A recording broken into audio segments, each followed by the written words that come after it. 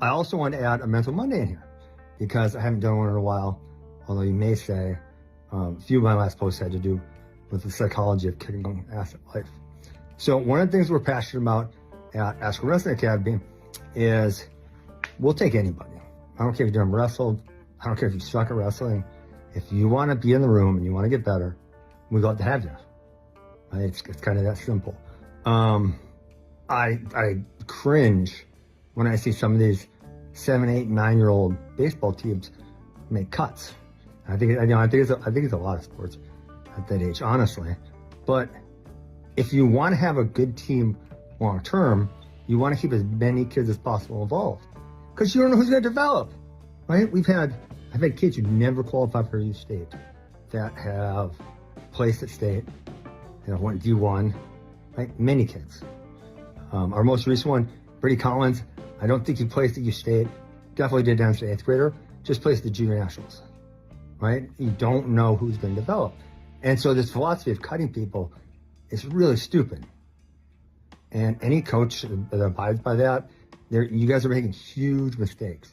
So one of our goals at AWA that makes us really effective is keep around as many kids as possible.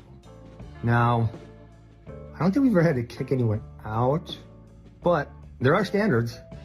So like, I know with my youth group last year, I would just go make them sit out. Like if they weren't abiding by standards, okay, you can't practice anymore today. Go sit over there in the corner. And usually that works. They get the message of, I don't want to be excluded from the group, only part of the group. I do want to work hard, and they get it together, okay? But the more kids you keep around, the more possibilities you have at turning something out.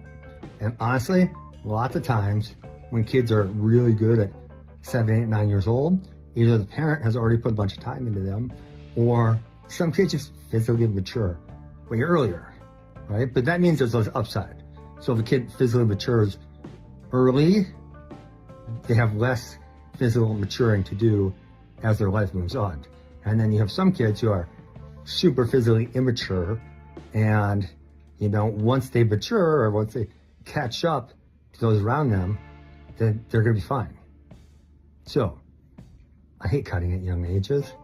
I don't think you should do it. I think it's really stupid. Yeah, that's all I got for you. All right, I'll try to update you guys when I get out of here. Hopefully today is Wednesday, July 30th. Hopefully maybe tomorrow or the next day. But I'm gonna go Stockdale Paradox and not get too hung up on it.